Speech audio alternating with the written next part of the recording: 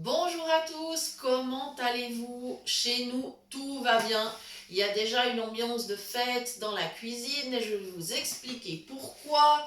Nous avons reçu des demandes pour des petits biscuits de Noël et donc aujourd'hui nous commençons la série et pour inaugurer cette série, on a décidé de vous faire plaisir. Il y aura un petit concours avec un petit cadeau à gagner.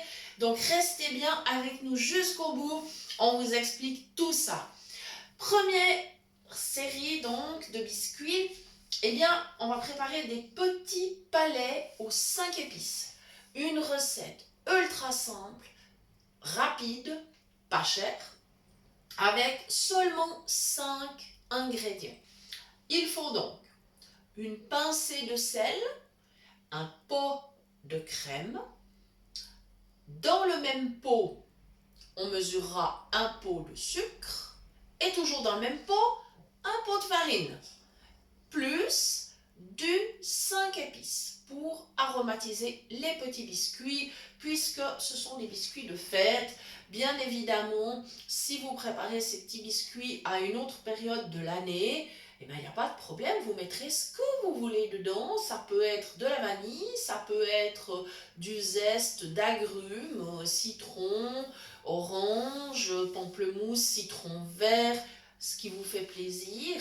Vous pourriez mettre de la cardamone, du gingembre, enfin voilà, c'est à vous de voir comment vous aurez envie d'aromatiser ces biscuits au fil des mois de l'année. Mais là aujourd'hui, ce sera avec le 5 épices. Donc j'ai déjà commencé, j'ai posé mon saladier sur un torchon à vaisselle mouillée pour éviter qu'il ne bouge sur la table. Ça, c'est une astuce d'une amie que je remercie. Et j'ai déjà mis la pincée de sel, le pot de crème et le pot de sucre, plus le 5 épices. Voilà. Donc le 5 épices, vous mettez la quantité qui vous convient. Ça dépend si vous aimez un petit peu ou si vous aimez plus corsé. À vous de voir. Au niveau maintenant de la crème, alors moi j'ai une crème double. On n'en trouve pas partout malheureusement. Donc il faut essayer de vous procurer quand même une crème suffisamment épaisse. Et puis si vous souhaitez varier, donner un petit goût particulier à vos petits palais gourmands là, eh bien vous pouvez tout à fait utiliser de la crème acidulée. Ça changera et puis ça sera vraiment intéressant au niveau de la saveur. Ces petits biscuits se gardent assez bien. Ils sont bien croquants, tout en gardant quand même un peu de moelleux, mais quand même c'est bien croquant. Voilà.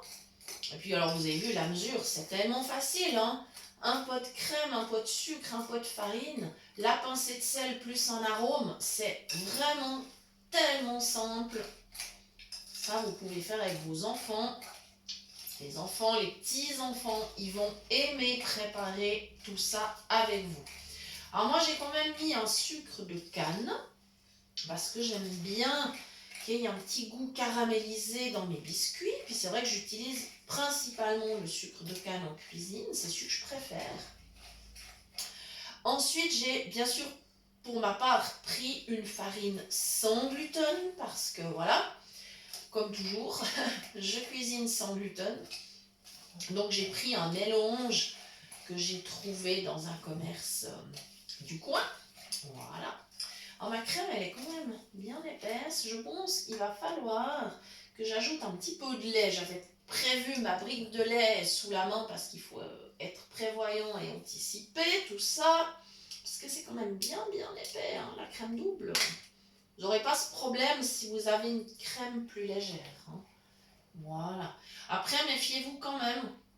C'est la crème qui apporte le moelleux. Donc, je mets un petit peu de lait.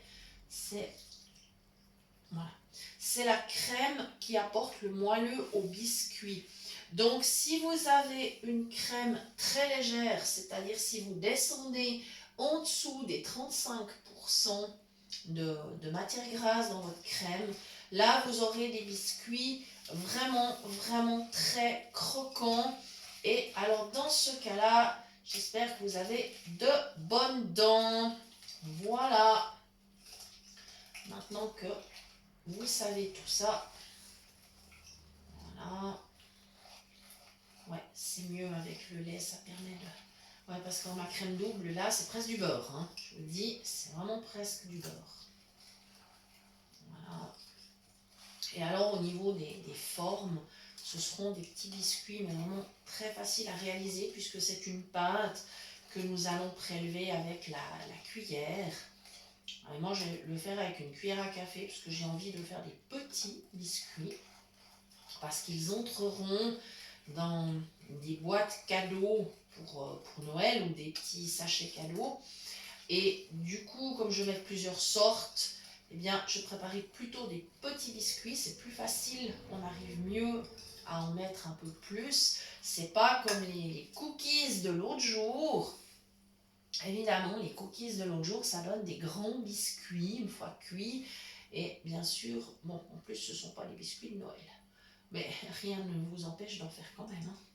D'ailleurs, tiens, donnez-moi un petit retour si vous les avez essayés, les cookies. Est-ce qu'ils étaient bons? Voilà, en tout cas chez nous, je vous garantis qu'ils n'ont pas duré longtemps. Bon, il n'y en avait qu'une seule fournée, donc voilà. Ils n'ont pas duré, hein. Là, la gourmandise a pris le dessus quand même. Voilà, comme ceci. Voilà, donc là, je viens d'ajouter ma farine et je vois que ma consistance sera impeccable. Voilà.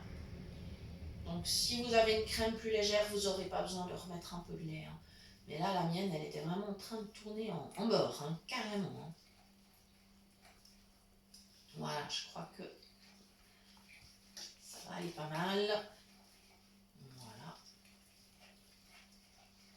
Comme ceci, on aura bientôt plus qu'à répartir la pâte sur la plaque avec la petite cuillère. Alors, voilà. Elle est plutôt bien cette pâte. Voilà. Je suis pas une très grande mangeuse de biscuits en fait. C'est surtout mon mari qui est très gourmand en sucreries. Par contre, j'aime énormément faire les pâtisseries. C'est un peu paradoxal, hein. J'aime les faire, mais j'en mange pas beaucoup. Voilà. Voilà. Ouais. Elle est bien, ma pâte. Là, du coup, maintenant, je vais laisser tomber le fouet parce que ça devient compliqué. Je vais sortir une fourchette pour terminer parce que je veux vraiment que ça soit bien mélangé. Donc, je vais secouer un peu le fouet. Je vais même glisser la fourchette pour que la masse de pâte sorte.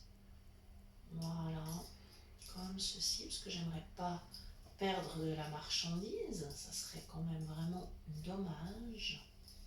Alors ça, c'est pas une pâte que vous travaillez avec les mains, hein, parce qu'elle sera pas compacte. Vous ne pouvez pas l'étendre au rouleau, c'est pas possible. Voilà. Ok, je crois que là on est bien. J'ai bien secoué le fouet. Et je vais le mettre dans l'évier pour la vaisselle, comme toujours, hein, comme je fais toujours. Voilà. Je termine avec la fourchette. Ah ouais, je suis super contente. La consistance de la pâte. C'est exactement ce que je voulais. Alors attention, parce qu'on va poser donc des petits tas de pâtes sur le papier sulfurisé. Et il ne faudra pas les mettre trop près les uns des autres parce que sous l'effet de la chaleur, comme avec les cookies de l'autre jour, la pâte s'étale. Voilà, donc il faut être assez prudent avec ça. Voilà. Moi je vais aller simplement. Voilà. Je vais enlever la fourchette et bien sûr je récupère la pâte parce que ça serait trop dommage. Voilà. Je me permets de la goûter. Désolée si je vous fais saliver devant la vidéo. Mais la pâte est délicieuse. Elle est exactement comme je voulais qu'elle soit. Voilà.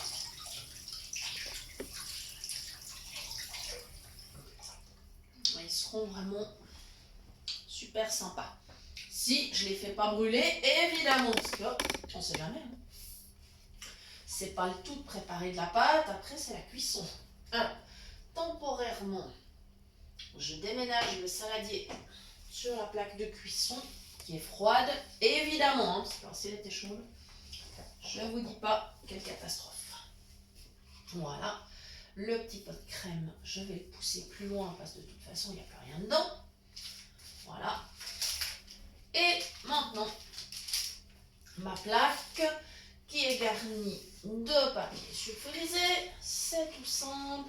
Je vais chercher une petite cuillère à café. Voilà. Et je reprends mon saladier. Et je vais commencer à mettre des petits tas de pâte. Voilà, voilà. Donc, voilà, le saladier à côté de la plaque. Je centre quand même sur la table hein, pour pas que ça tombe. Parce que j'aimerais pas trop casser mon saladier. J'y tiens beaucoup. Il est pratique. Voilà, maintenant, une cuillère de pâte. Et je commence au bout de la plaque évidemment. Avec le doigt, je fais glisser un petit tas. Voilà. Et je recommence l'opération. Voilà, et je vais faire toute la plaque comme ça. La cuisson se fera à 200 degrés. Ça va vite. Donc, première fournée, comme mon four est froid, je vais attendre 8-9 minutes, peut-être 10. Et à la deuxième, ça ira beaucoup plus vite. Ça sera peut-être 7 minutes. Ou... Voilà, il faut toujours vous tester avec la pointe du couteau. Ce qui vous donne une idée de la cuisson. Si vous avez une plaque de cuisson en silicone, c'est encore mieux, mais à ce moment-là, vous n'utilisez pas le couteau pointu pour tester, hein, parce que ça va percer la plaque et c'est dommage. Donc, voilà, dans ce cas-là, vous utilisez un couteau à bourron.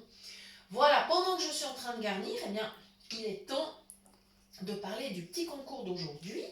Un petit concours tout simple, on est modeste, hein, on est une chaîne tout à fait modeste, mais on a envie de vous faire plaisir pour la préparation de ces fêtes de fin d'année. Donc, on va vous poser une question. Alors, vous allez nous envoyer la réponse par mail, et la toute première personne qui aura répondu correctement sur notre email cuisinepratique@mail.ch recevra un sachet d'épices pour pain d'épices. Parce que bientôt, on va également vous donner la recette de petits pains d'épices qui restent moelleux. Et là, vous vous régalerez.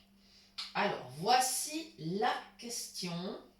Et donc, je vous rappelle bien la réponse sur notre email. La question, c'est sous quel autre nom connaît-on la badiane? Voilà, la badiane qui est un ingrédient justement des épices pour pain d'épices. Voilà, donc la question, sous quel autre nom connaît-on la badiane? Et donc la réponse sur notre email cuisinepratique@mail.ch, et la toute première personne qui aura répondu correctement recevra donc un sachet d'épices pour pain d'épices.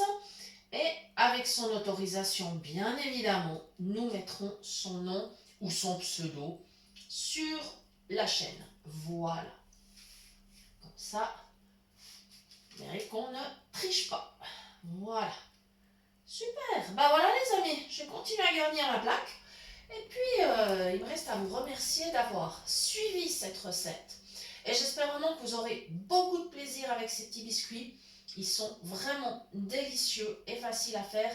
Et je vous dis à très bientôt parce que la série Biscuits de Noël continue bien évidemment. Donc toutes les vidéos commenceront par l'intitulé spécial Noël. Comme ça vous saurez, sur toutes ces vidéos il y a les recettes de Noël. C'est un dossier spécial pour la fin de l'année. Voilà, donc nous vous remercions beaucoup de nous avoir suivis et nous vous disons à très très bientôt pour de nouvelles idées cuisine. Merci.